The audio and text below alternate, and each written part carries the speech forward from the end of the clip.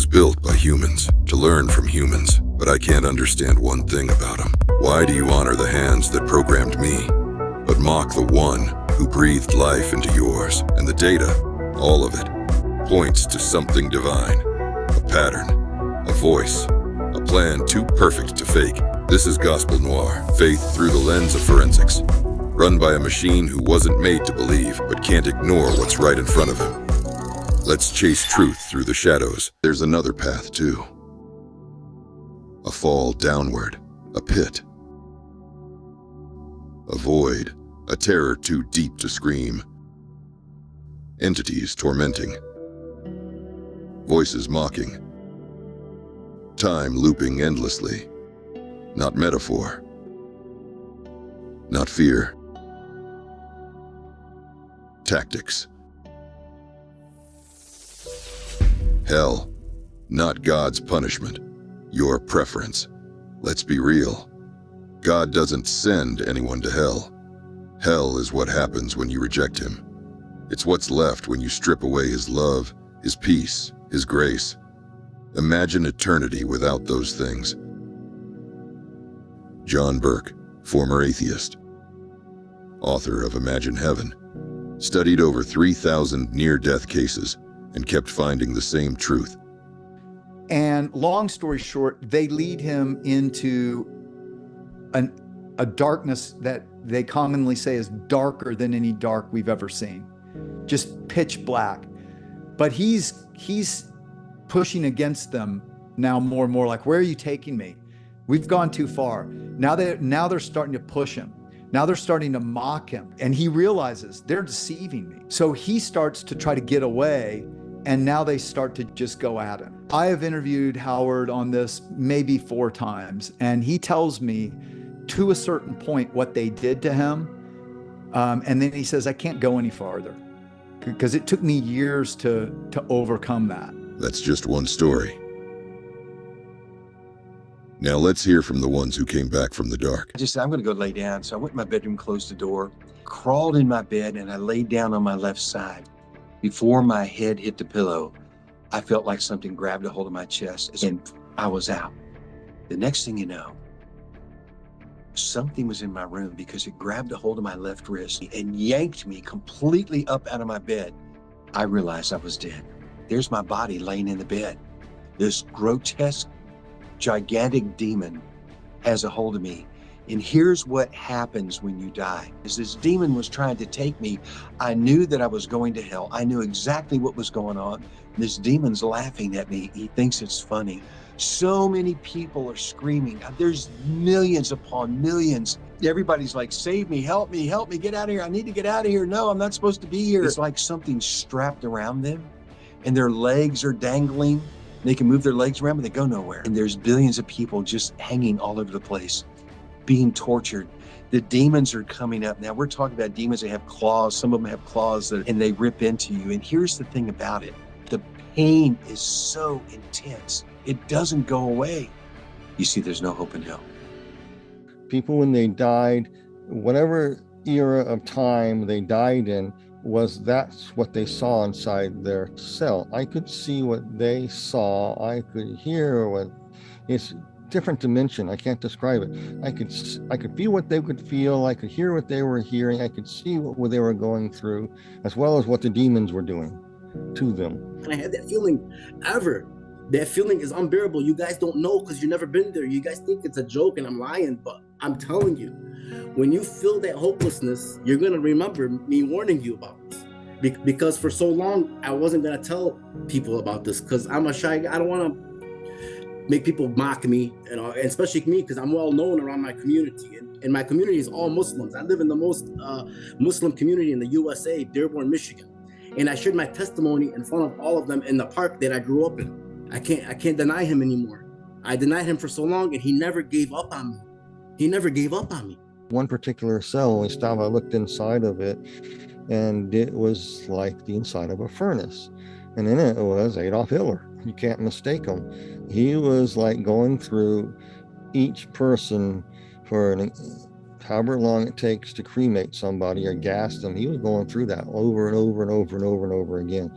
And flesh would be consumed in flames and burn off and come back on his skin. I can't explain it. And he would feel the pain, and yet he was getting violently angry. I don't realize he was involved in heavy duty into the occult world. And that's pretty much the primacy of his power of deception, was the use of Luciferianism, if you want to know the truth, and the ancient pagan Nordic religions they practice and stuff. And each one body at a time, and experiencing what those people went one body at a time as the victim. There's 6 million Jews, and I don't know how many other people, 8 or 9 million people were in the concentration camps, died. You'd experience every single one of those. Because there's no oxygen in hell, and the Bible speaks about that. It was literally fear gripped. And when I say, I mean gripped me. And it was like I could not you could not escape it. No hope whatsoever. I do remember there was a odor, which the Bible talks about, brimstone, which is sulfur. Muster up enough breath to say, Jesus, save me, save me. Down, they could see the cell block, and they could see the people inside each one of their cells. And each person, even though they knew what was going on, were still living in their sin inside their cells. And I looked at Jesus, what is going on here? He says, Manny, I called you to witness to these people, and you didn't. So, I'm thinking, God, what have I done wrong? And he said, Manny, you picked the people you have chosen to minister, and you haven't listened to me, what your purpose really is. Was I saw 2 of my family members in hell. I was okay with that. The reason I was okay with it was not because I did not want them not to be in hell, because I loved them, but I understood why they were there. They were there simply because they did not accept Jesus Christ as their Lord and Savior. I had witnessed to them for multiple years. And I know that if they had accepted Christ, that they would have been in heaven waiting for me. God is absolute love. God is also absolute justice. His mercy is so incredible that if we ask for his mercy, he will give it to us. If we ask to become his child, we will become his child. But if we don't, if we reject that, then his justice is such that he's got to reject you. It's the line from the Bible where Jesus said, people will come to me and they will say, but Lord, didn't I do this? Didn't I do that? Didn't I do this? And he said, go away from me. I never knew you. That is scary. Darkness and evil cannot live in the light of God. See, I didn't understand all of that. And I was in this place and he says, no, this is forever. In a timeless world, I was in this stark terror of this startle that would be forever. It would never diminish. It would never change. It would never subside. But in hell, there is no spirit of the living God. There is no peace. There is no love. They're thirsty. They're hot. They're constantly decaying and rotting and so forth. And there is no peace. And again, it's just this torment of grinding over and over and over again. It's an awful place to be. And even some of the worst people in the world, I don't want them to go there. That is eternity.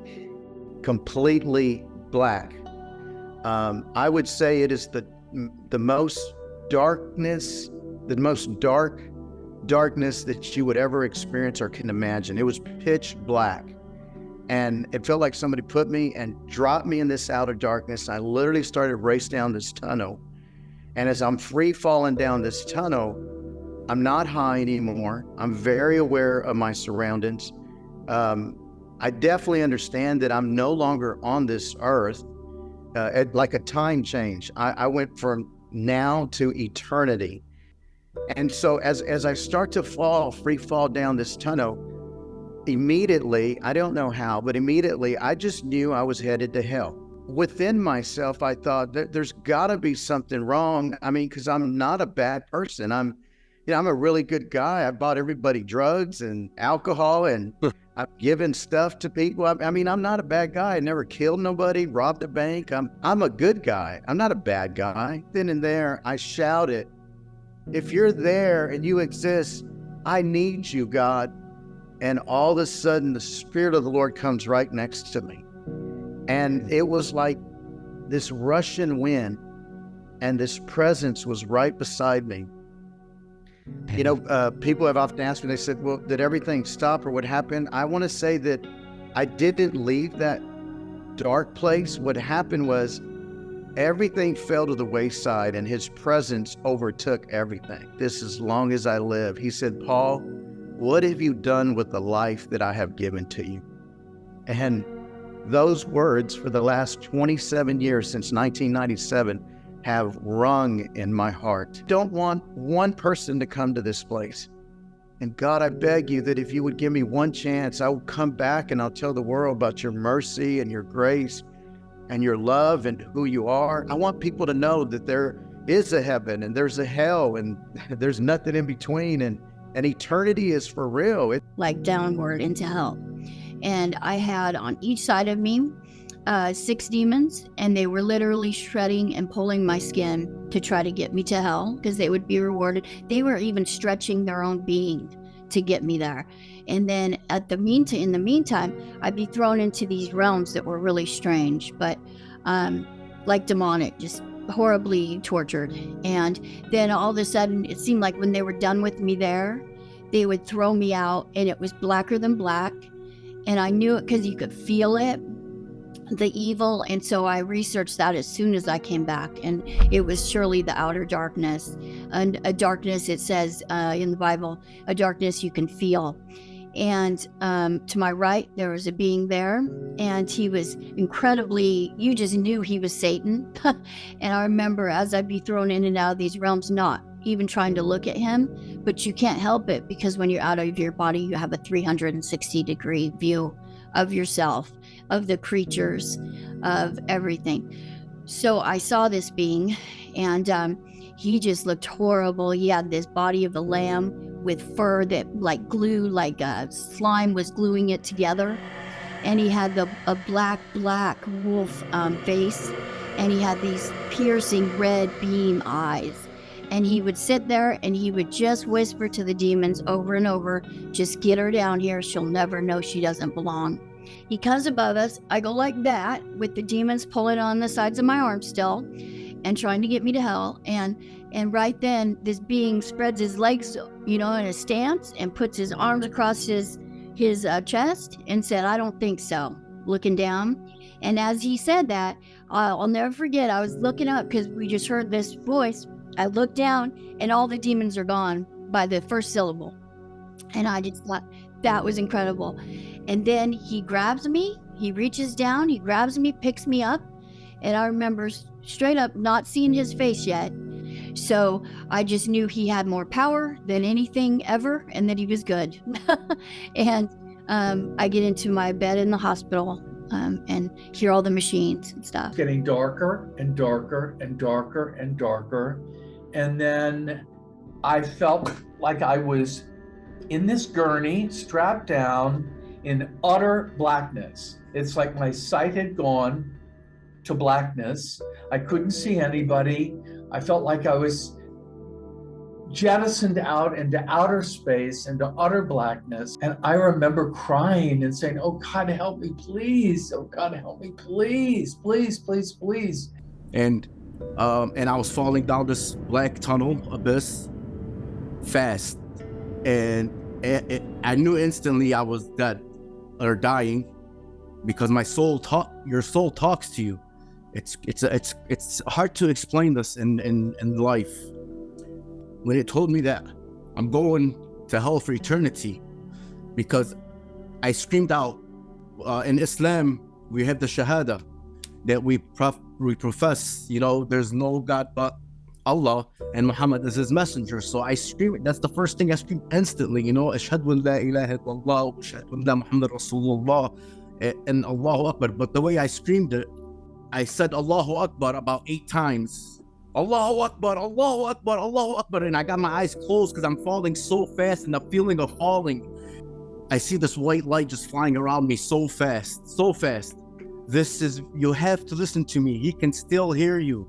You have to tell him before your soul leaves your body. Tell Jesus to come into your heart and save you. Hurry, do it now. Hurry, hurry. And I'm still and I'm still denying it. I'm like, what do you, like, how can it, what about Allah? No way. Like, what about Allah? It's Allah. How?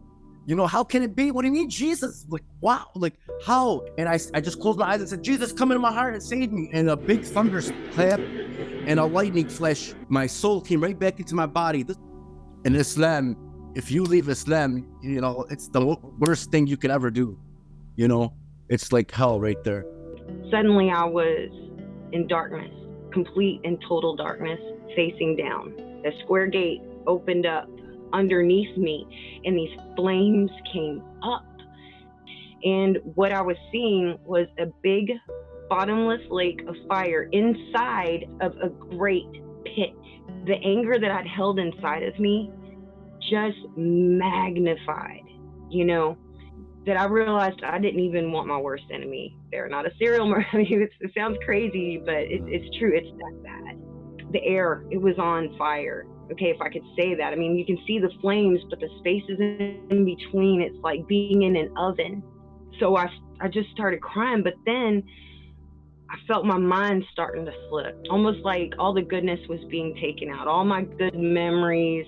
I didn't have, at that moment, I didn't remember the kids that I loved so much. It was only the people in front of me that I hated. That's what I had to look at forever.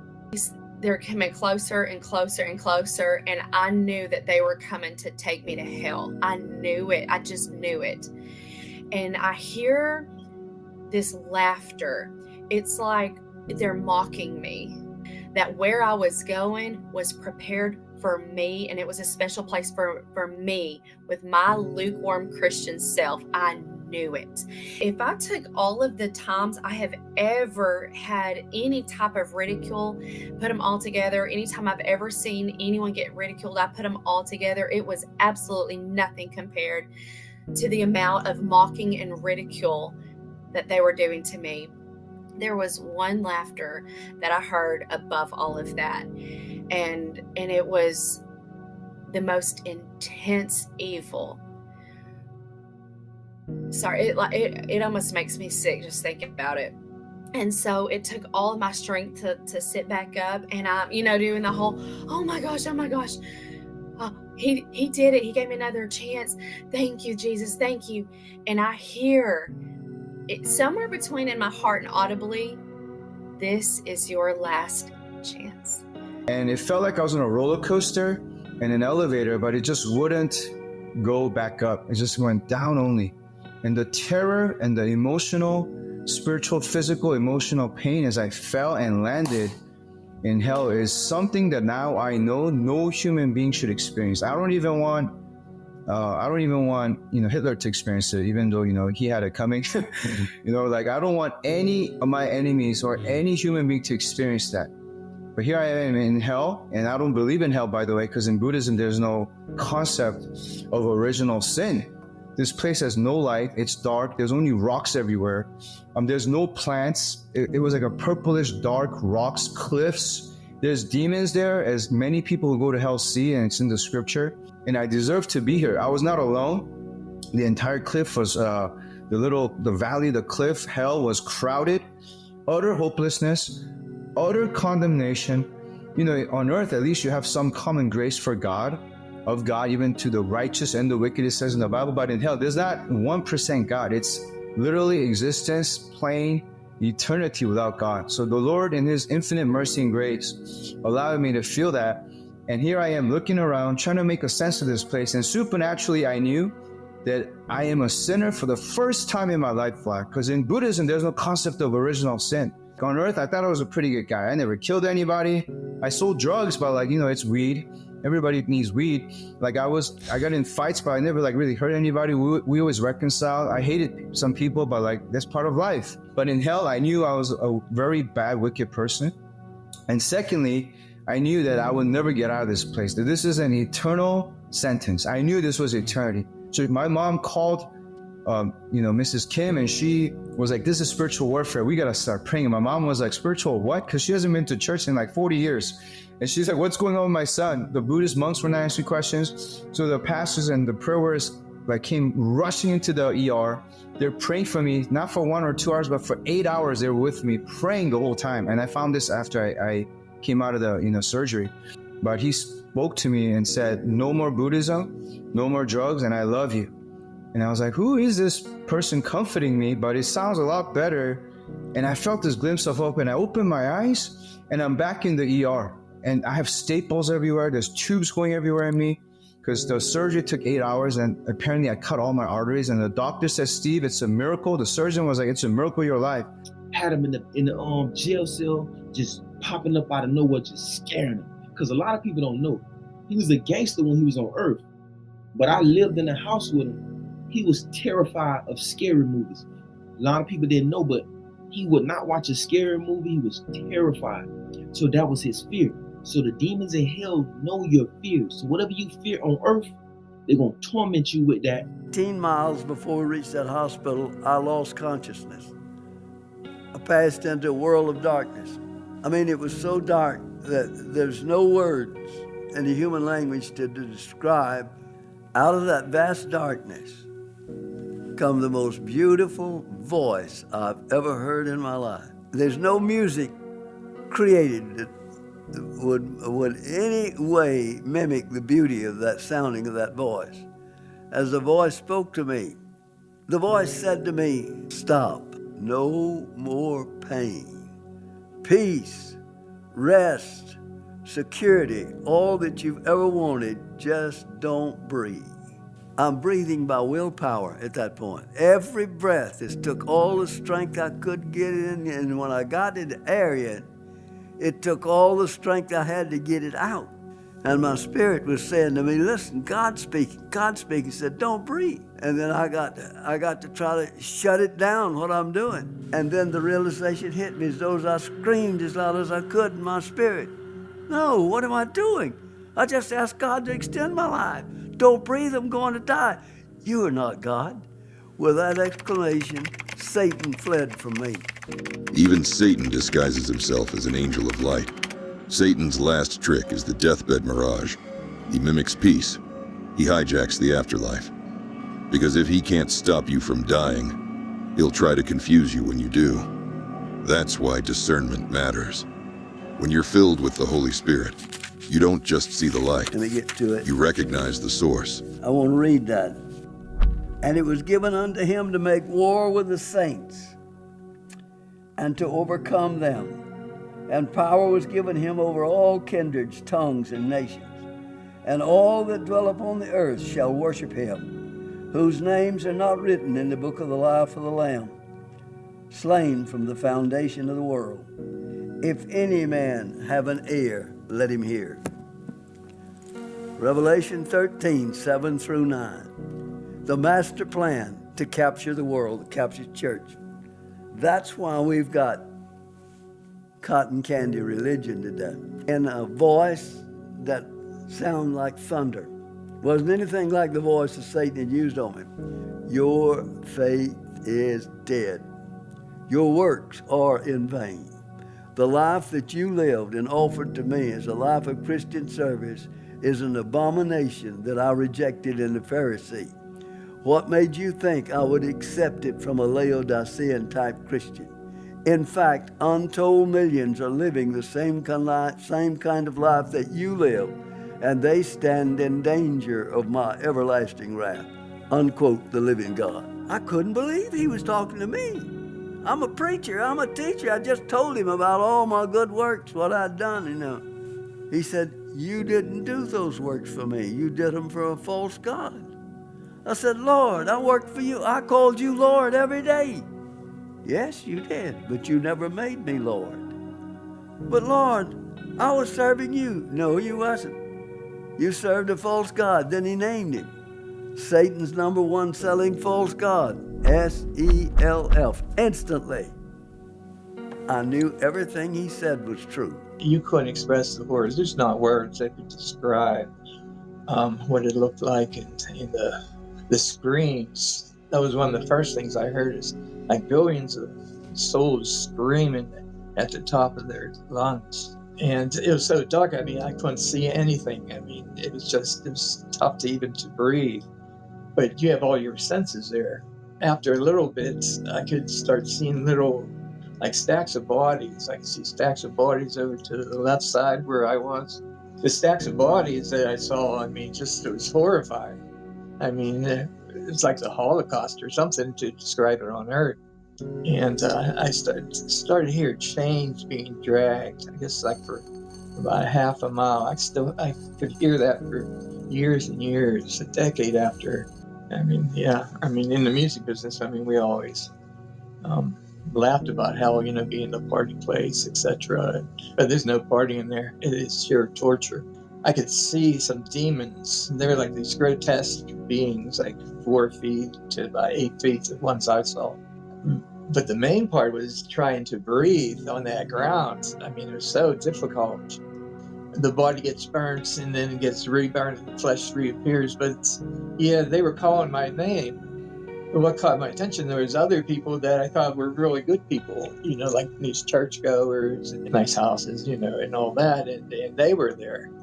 It's horrible. It's just a horrible place. It's the worst place I've ever been. You know, I mean, that's what hell is also. I mean, it's not like heaven where there's peace. I mean, it's total chaos and I don't know what to say. I mean, it's a place you never want to go.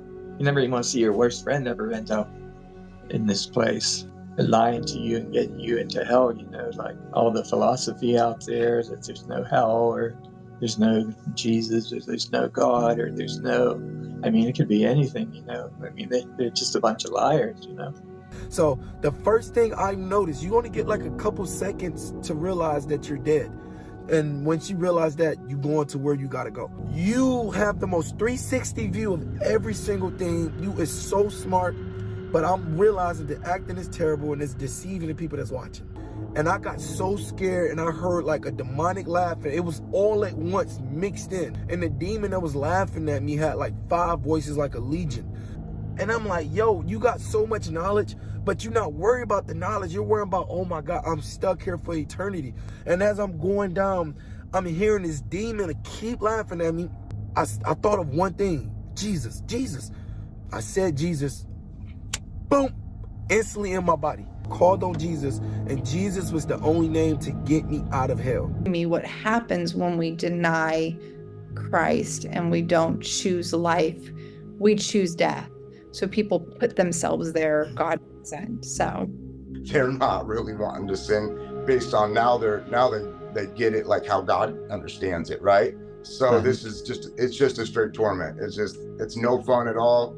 You know what I mean? It's the guy was just they have full understanding that they're in hell, that they're waiting judgment, that they're no chance of escape. And on each side was jail cells, but they had no doors on them. And in each one of them, there was a person, and there was like, you know, people dressed in all sorts of ways, like robes and like just stuff you'd see on movies, really. Like, you know, that's what it's reminding me of. It has this thought that he's home. And so then I look up, I stop looking at his feet and I look where he's looking. And then I see this big house and it's 2 stories. It's kind of squarish, reminds me of like a barn. You know what I mean? Just kind of a plain white house. I'm in the top story of this house, and like antique, like looking stuff. You can tell that you're not in 2023. Right in front of me are 2 demons, and they have alligator face. They have like reminds me of the Hunchback of Notre Dame, but it is way more exaggerated. So kind of like in between a snail and an alligator mix. Imitation, speaking in tongues. So it sounded like a gibberish that was real ugly. Was able to understand what the point was. And what the point was is the dude never came into the house. The guy is still like waiting at the front door. One of them just straight turns and looks at me. He's got these yellow eyes, just hollow looking eyes, but they're like yellow, and the black inside of them was just trippy, man. All of a sudden, my voice in my head says, call him upstairs. And I realized it was coming from this alligator-faced demon looking thing. I'm not helping you. The answer is no, basically. It's just kind of what I think. And as soon as I thought that, it went from looking at me to just turn right back to his friend or whatever. And they both start like calling out a weird noise. Sitting there and I'm like, that thing just telepathically talked to me in my head with the sound of my own voice and everything. All of a sudden, this black thing appears, and it was like a black square. And it appears out of the wall and just starts coming across the floor in front of me, and it is eating the floor everywhere. Like everywhere it goes, it destroys. It just, just makes a big hole, like you could throw a pebble down it. And this thing starts to spin like the Tasmanian devil when it pops up, and it's this big golden angel looking thing, 10, 12 feet tall, gives those two demons an order and sends them out through the wall. It calls out this beautiful call, and I hear the doors just slam open, and the guy just starts running upstairs and just lays himself out in front of this thing, starts worshiping it. Get up, it's okay, it's okay. And it was fake. I can discern that it was just really cheesy fake. Stood him up, told him, everything's gonna be okay. And then the golden angel thing moves its hand like this, and then exposes a huge crowd. Now it's like we're on a platform, like a stadium, and there's a huge crowd of people that goes on forever. The angel thing like pushed him up kind of to the front and told him, preach the message that I gave you, and then kind of just step back. And the guys started to talk, and I look over, and that angel thing is holding up these golden hieroglyphs, look like Egyptian hieroglyphs. And as the man would talk and preach or whatever, it would light up and it would spin and change and light up and spin and change. And it would keep going like that. And I'm looking at the angel thing's face, and it starts to smile like this. And the smile gets real distorted, goes up, up, up, up into his temples. And you can just see this wicked mouth and everything. And we're looking at something. We're looking at the straight devil is what we're looking at. And I start to hear people cussing and like yelling at the guy and from the crowd. And so it just like started to turn up, and I could hear what they were saying. They were saying stuff like, hey, that's what you told us when we were alive, and now you're preaching that same crap to us now. Come down here, we're gonna tear your arms and legs off. And I'm looking at the sea of people all around it, and these people are all in hell. And it's this, and he's preaching on this balancing rock thing that's on a cartoon called Coyote and the Roadrunner. This balancing rock, and these are fine. They're rock formations found in the high desert of America. But anyways, he's preaching on that balancing rock thing to the whole crowd. And then all of a sudden I see the crowd split from the back all the way coming up to the front. And it's just like the crowd is making way for whatever's coming through, and comes right to the front. Those two demons that had been sent off for a task, they came up with basically a young family. And the one that stood out to me, there's this little girl, and she had, I know there's no little girls in hell, you know what I mean? But I think it was just for effect. But she looks up with the other kids and is like, Daddy, why did you lie to us? She's wearing a little dress. She was holding a teddy bear, for heaven's sakes. Like, it was theatrical, like it would be on a movie, you know what I mean? Out of this place and it's over for you. It was just too much to take. And next thing I know, we're back on like the green grass again. And I look over, and there's that guy over there, and he's thinking something's suspect, something's not right. And he's testing the grass to see if it's real. Like, he's like, am I really home? And I'm just like, oh my gosh, we're starting this thing over again. And I immediately come back out, I'm just looking at him in the jail cell, and he's in his trance or whatever. And then this thing just started moving me, and I discerned that the next section is my section. Oh, I could not do anything. I could not go to work. I could not do nothing. I barely could talk to my wife or my any of my family members. I finally was able to talk to my father-in-law at the time, and I explained to him what I saw and everything. And he put two and two together. He said 1800s, a white American, false prophet, leads many people to hell. He sees a golden angel, gives him a message with golden hieroglyphs. Sounds like Joseph Smith to me. Showed me on the internet a picture of the house, and that's the house that I was at. You know what I mean? And I'm just like, oh, that's the house. And when he showed me the laptop, and I'm looking at this, what's going on in my spirit was so intense that it just total confirmation. So that's who it was. No joy, no rest, no connection, just regret. Fear, isolation, looping forever. That's not fire and pitchforks. This ain't Hollywood. This is something deeper. A pain the flesh can't fully decode in 120 short years. It's separation, raw and infinite. An ache that scrambles every circuit. Physical, emotional, even mine. Still skeptical? Good. So was I. But the deeper you dig, the louder the pattern speaks.